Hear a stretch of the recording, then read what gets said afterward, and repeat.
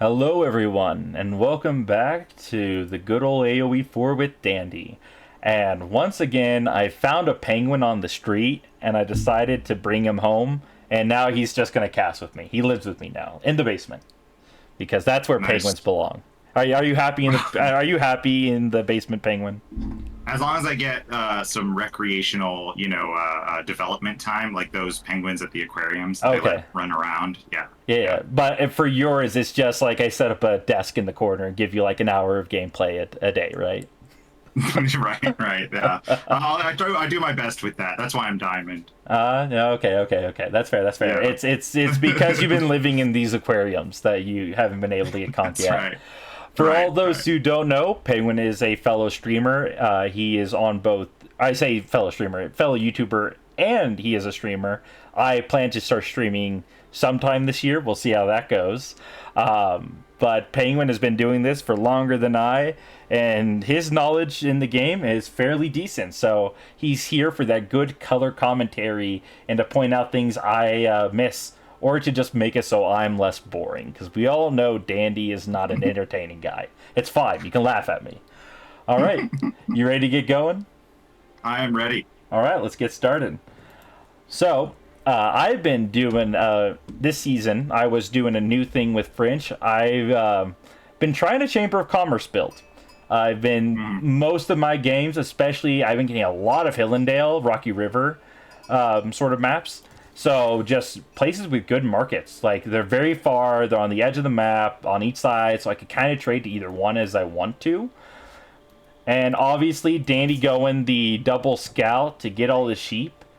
Because if I can get all the sheep and they don't have sheep and I have trade, they're going to be out on the map very rateable while I'll have a lovely, safe economy and we'll be in good times. Dandy loves to yeah. have all the sheep, you know?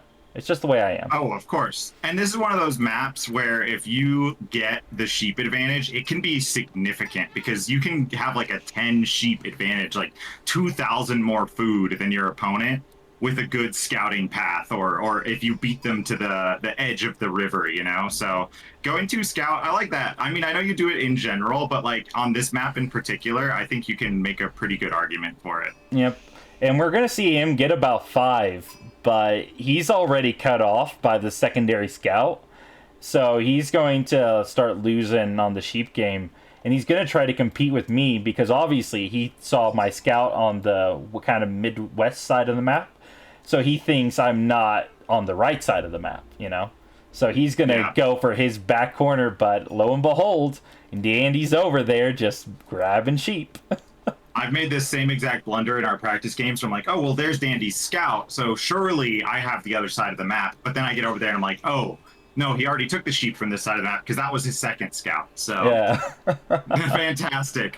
No, but one thing I did want to add here is this map can be kind of funky for Molly because sometimes the gold still spawns a little close to those wood lines and Hmm. messes up the pit mine. But it looks like Momo over here actually got a really nice pit mine spawn, just enough space to squeeze those houses in. Yep. Though that's still not good. I don't like that for him because none of his houses are under TC coverage. Like if True. an early spearman rush right now with like a tower would just take him off of gold completely, and none of his gold mines are very close. His second that should be like on the other side of him, like kind of towards like the other two wood lines over here, like is actually in front of his other pit mine. So both his nearby golds are just too easy to like challenge in a sense. Yeah, I'm actually genuinely surprised he went for the Mansa Quarry because if I had a pit mine like this, and I've seen this from a lot of players that I've played against and I've seen play, if you have a pit mine this far out, you see a lot of toll booth, toll house Yeah, landmarks just to protect that gold. But we've got the Mansa Quarry coming up, which means these pit mines are going to be in a lot of danger once your units actually start yeah. coming out. Which and look at the sheep count. Only six on Rocky River. Yeah, What that's rough. this map has like That's what? rough. I think this map has like 30 to 25 sheep. We have 10 on Yeah. one. We had about 10 on the other. So yeah, probably about roughly 30 sheep on this map. There's a couple stragglers here and there that have been missed. And yeah, that's rough. On a 30 sheep Yeah. map, getting six. especially as Mali, because until you get your cattle out, like there's not a lot of good food options. Mali doesn't get any good food bonuses except for the passive food from those cattle. So this Mali player is going to be looking for food early, and against France, that's where things start to get really sketchy. Oh, and this is rough for him. He's going for the early walls, but lo and behold, it's not a raiding build. This is a boom build. So those walls aren't going to do anything early. I think they're a little bit premature.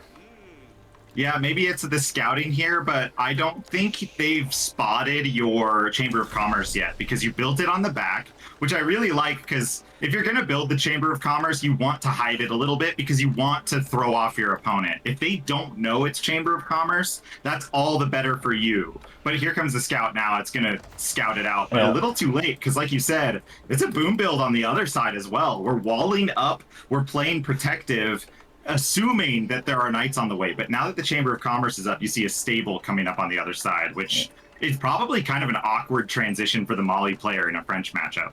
Yeah, it's not too bad. He's got a lot of food and gold. He hasn't invested a lot into wood. He does have an idle Ville there. Feels bad. But he has the resources to go for cavalry right now, which is good. Though, the question is, do you go for Sofa knowing you're going to lose to knights? Or even though you know you're going to lose to knights? Or do you go into the scouts just for the speed? No, trying to avoid the knights, you know? It's like, do you want something that can kind of compete, but you know will lose? Or do you go for something that can outmaneuver, but may not get the kill? Like, what's the right choice here? And clearly he's going for Sofa. He's going for Sofa. And Mali's a hard civ to counter France with if you're going on the aggression. It's easy to play defensively with Donzos, right? Like, you can just hang out on your gold, stop France from burning your houses down. Donzo Javelin is probably one of the better counters to France in the game. But because you're the one kind of playing on the defensive here with that Chamber of Commerce, this Mali player has to reconsider exactly how they're going to play against the knight. Yep. So, and we see the first Sofa's out, and the first knight, though, is almost out. So his military is going to come out a little bit before mine, but he's got to go across the map to me. So the advantage lies in my side. And automatically, I got a trader through. I'll get a second trader through. At this point, if one trader dies, it's already almost paid for itself in a sense. Like, because I get the eco upgrade from the having the on my vills, then with the extra drop-offs, like the upgrade, I didn't lose anything. And the knights are going to get there in time to impede the Sofa. And my scouts do, or not my scouts, my traders, I hide them back. Because I'm like, oh, if he gets to the market, I don't want him to see him, you know? Yeah. Now, I hate to give you too much credit, Dandy, but just now I noticed you re-queued your chamber as well to that farther trade site, because where's Mali coming? They're coming to that left side. So you're going to get a couple extra little drop-offs here with your traders by switching the side, and I think some players forget to do that sometimes. They're so keyed in on trying to get to that one market, they forget they can just re-queue to the alternate. Yep. And you see, like, if his army goes to the far right, that gives me time to go to his base even. So he'll be giving up that kind of map control, which is not what he wants. And Sofa, especially now that they're weakened, or that he has a weakened Sofa, and he's going to try to go for my base, which obviously my base is pretty tight. He's not going to be able to get a lot of raiding done. Whereas I can push him off the gold and start burning houses. He's going to go for my vills, which I'll see a little bit too late, but we will garrison up. And his Sofa don't have a lot of armor, so they'll take some heavy hits. They'll try to go for the traders here, but they get pushed back just because of the nature of the TC. And that's the weakness of the feudal Sofa, right? It's like, without imported armor and without that veteran upgrade, Sofa are a little better than they're not even as good as like a Keshik, I would say, because they don't have that healing buff that the Keshiks do. They feel pretty weak in feudal. Yeah. And we see him trying to find the traders, but my traders are just all over the map. Oh, it feels bad for him. Though he will try to target out my scout, which is smart. If you know you can't kill the knights right away, you go for the scout, see if you can snipe him out, just for the fact that he'll die fast enough that it's gonna get some value. And good micro. I'm gonna toot my own horn here real fast. I charge towards the spears, automatically activating the charge bonus, but since I'm in melee range of the sofa, it automatically hit the sofa with the charge. Yeah, those cheeky little knight charge plays that you can get away with a nice click. Like, I love how the charge works in this game because it lets you kind of like it gives you a little bit of a micro game to play. It lets you make decisions like, oh, if I charge these spears, I'm actually gonna hit this other unit that's in front of them, even though because I really don't actually want to charge the spears. Yeah. But here I love that about the charge mechanics on the knight. It makes it kind of fun. Yeah, it gives you a little something to play with and get better with.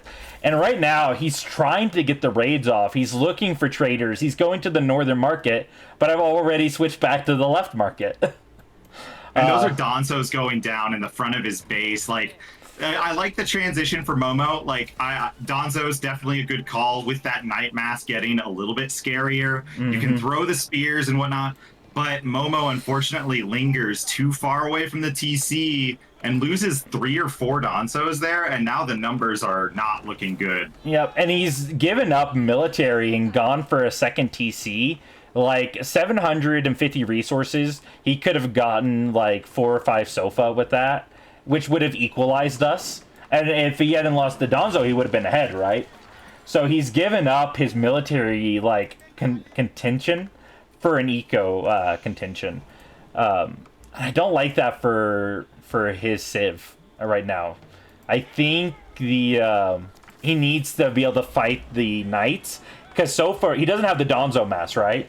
Without the Donzo mass, he can't compete, and he hasn't even got his cows up. That's rough. He's got just 3 cows. The other 2 aren't even garrisoned in the other market or branch because he hasn't had time. And like I said, when you're going Sofa, you're going to lose the knights. So he's already making that decision, right? Yeah. And this is where I like the javelins better against the French, is like, the Sofa are a little tanky. You can raid with them. And of course, the Sofa were a decision to try to stop your trade. But javelins do a good base amount of damage to knights, despite knights' really high pierce armor, and that's because of just the high base damage that they have. And I actually feel like this Mali player is losing out a little bit on that damage. Maybe you go for infantry raids here, right? Because it's not like you're diving the French base. Maybe you just throw your spears and your javelins over there. But yeah, the Sofa just not really executing to what you'd hope they would execute to in this matchup. I even think that going as stable wasn't a bad choice. I think just Sofa specifically are an issue here. I think if he had gone for scouts, just made like 3 or 4 warrior scouts, it would have been the same cost as like 2 Sofa, and he could, just put 2 on each market, right? Just kept an eye out. Well, the nice thing about scouts is they can outpace knights as well, or the warrior scout, to be fair, in this context, because they can outpace knights. So if you do try to counter it, he can just go hide in a stealth forest somewhere, or send the units back home just for a little while you kind of say, hey, no, not this side. Yep. So I feel like that was a bit of a greed. I sent some horsemen, that's the word I'm looking for, over to the other gold vein, only to realize he still hasn't touched it. Like, he's on 1 pit mine Malians. This is rough. And yeah, 1 pit mine Malians, and you're trading on the other side. The gold is very much going to be in your favor here. Yeah. And we see him just continue to have to pull back, and he's like getting poked at by the cavalry. We do see that he is trying to get walls up. He's trying to secure his base, but it's just so awkward with these low numbers. Like, when you're fighting French, like, you should have like 2 spearmen for every 1 knight, right? So if we look at the cost of a knight, it's 240 resources. And Donzo, and he still has feudal or Dark Age Donzo. Or no, is that okay? Shout. It's a bug. Okay. He got it because it shows the veteran upgrade in there, but it sometimes will show them with only 1 tier. Yeah. Okay. Either way, it's 90 for Donzo. Donzo are going to be 2 of them is going to be 180, and one more is going to be 270. I think they're 10 more wood or something than a normal spear. So 3 Donzo are roughly the same cost as a knight. So he should be able to outmass me, right? Like, that should theoretically be what he does. Yeah. And that's what he's... Technically, right? Yeah. Yeah, and that's what he's starting to do, but it's a little bit late. Like, I take this bad engagement. This is a bad engagement here, folks. Like, I had more numbers than him, and now I have less. With knights. But... Yeah, you know what? That what really was not a great for you. You lost a lot of horsemen, a lot of knights going down. But ultimately, what's happened here is Momo has bled a lot. Momo has bled. Is now maybe trying to expand the pit mine to that forward goal. I'm not sure what these villagers are doing. Maybe just a misclick. Yeah. This is what happens when you're against a slow-moving French build. If you bleed a little too much, France just outpaces you. You've got trade, like we've talked about. You've got trade, and you've got that little villager bonus that comes from the French TC. And if you bleed a little too much, it balloons out of control. Yep. And we see the Night Mass is already regathered almost. And now we have archers coming in. And because he didn't go javelin throwers like you were talking about, he doesn't have a counter now. He does not have a counter for the archer mass that's going to be coming. And he doesn't even have Sofa at this point. He doesn't have the resources to really invest in a high food unit. So this is where, like, having, like, double archery range instead of these stables and the ability to pump out, like, 10 jab throwers so you can snipe out archers would be super helpful. Because now he can't compete, right? Like, he doesn't have the range mass. This is where I come back to that Sofa, right? And I'm gonna kind of beat a dead horse with this, because, like, as a Delhi player, if I see Sofa, I get excited. I'm like, oh, feudal Sofa, I'm in a good spot. I forced them to make a mistake, right? Yeah. As a fellow raider, I'm sure you feel that. You see Sofa and you go, oh, I can do some damage. Mm-hmm. Now I feel like, oh, I just need to make knights, because Sofa are too expensive food-wise for Malian early, so they can't get out of much of early Donzo. So if I just, like, charge properly, do good micro, I'm going to be able to beat those Sofa, right? Yeah, and I like that you didn't overcommit to archers as well. You've gone into 14. There's more archers on the way, but you have just enough archers for now to one-shot the Donzos, and that's all you really need, as long as you have that knight front line against a melee army. Yep. I'll say, though, I went pretty heavy. I went triple archery range, and I'm keeping them producing, but I think I said that as you stopped, and I was like, wow, this is, like, tight, and then you started making more. I'm like, oh, we're going all in. Yeah. He's all in. Yeah, well, that's the thing, right? It's like, I see he's staying defensive. I can just keep queuing up now. Like, he's not, like, if he were to compete with me right now and force the fight, I win it. But if he wants to stay in his base, well, then I need to make a little bit more mass, right? Because I need to be able to pierce through the base, which means I need military numbers. Because the defense always has advantage. And now we see bad micro from him, though, because of the nature of he just has just enough vision because of the tower, actually. So his military is getting pulled into the fights. So now he's bleeding that. And he's stopped going up with age. Ooh, and he's having to kill his cows for food. That's rough. That's bad. Yeah. There's a ton of food, and they've got a nice gather rate for Mali, but the fact that you're doing that instead of getting the Fulani corral around those corrals it hurts. It hurts a lot. Yeah, he's having to sacrifice cattle for your food. Like, those are 90 gold apiece, so they're not free. And they have a good gather rate, but once again, not free. So, he's giving up military numbers to go castle, it looks like. Because he now has the resources to do it. He's pulling back. And and there's the Grand Fulani, which is nice, but he doesn't have the military numbers to keep up with me. And I have full production. We got 6 knights in queue. Probably here in a second, I'll get more archers in queue. I'm getting the rams up. Yeah, we got 4 rams in production. Like, he's going for this kind of timing to, like, defend or to go castle, get the upgrade. Because right now, if he got castle Donzo, castle Sofa, he would probably be in the advantage. Especially if I remember correctly. Yeah, increase armor by Sofa by 2. His Sofa will be so defensive, so tanky, that I am not going to be able to kill them. because they'll have more. Yeah, imported armor sofa do surprisingly well against your Royal Knights here. And like there are some really good reasons to go Castle Age right now.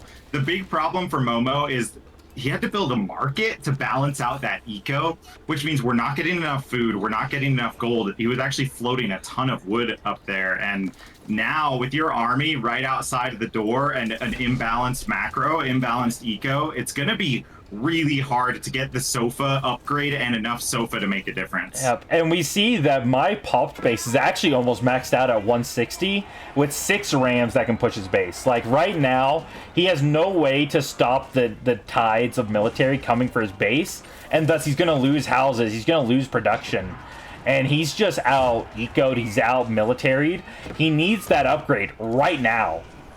And it's still not here yet, so he's going to start losing production, which he can't afford. Oof, and 6 rams. I love going like 4 to 6 rams and watching the buildings of a Mali player melt. You just like kind of slowly destroy the base in a nasty little line. Yep.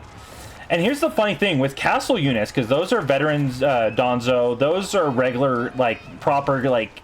Oh, he doesn't have the veteran sofa upgrade. That's bad. Yeah. If he had the veteran sofa and he had like another 20 units here, he probably could have held. I think his lack of infrastructure was kind of screwing him. He had all this idle wood there for a while, and now like he has just enough military to do some damage, but it's not going to be able to hold the base. Like if he was out on the map poking and stuff like that, this wouldn't be awful. But the fact I'm in his base and he doesn't have time to remass, that's just GG now. But this is rough. I'm a little surprised though, like I didn't feel like I could dive him quite yet. Like, because he just kept having these little units popping out that were going for the rams. So I kind of have to defend the rams with the knights, because my archers, I was trying to hit the sofa and they're doing like it felt like 1 or 2 damage a shot, and they just could not kill the sofa. And that's one of those instances where you just kind of have to like slow push into a landmark victory, because your opponent is still getting eco, which is why they haven't surrendered it just yet. Although it's not good, 41 units to 3. But like you can see what the thought process for your opponent is here, kind of going, okay, well, I have these landmarks. They'll last a certain amount of time while I try to mass back up. But one thing I do think you're doing a good job of, despite the lack of damage from the archers here, is looking for those units to pick them off so a new mass can't come up. Yep. And now this is the issue. I think if this was any other Civ besides Malians, he may have actually been able to hold that. And the reason I say that is because he's forced to engage, because he's got to protect his cattle. He's got to protect his pit mines. He's got to protect his housing. He's forced to be defensive, because if he starts losing his base, he loses his eco, right? Because he's not like a villager Civ. He's not like 2TC English, where he'll just go set up 30 farms in a corner somewhere, you know? He can't afford to do that. And so because of that, his army has to engage, but he clearly had the resources to get like another 20, 30 units, because that's what he got, was like another 10, 20. And if he could have waited another like 30 seconds, another minute to engage, had increased his army size enough, had gotten the veteran sofa, I think he wins the fight.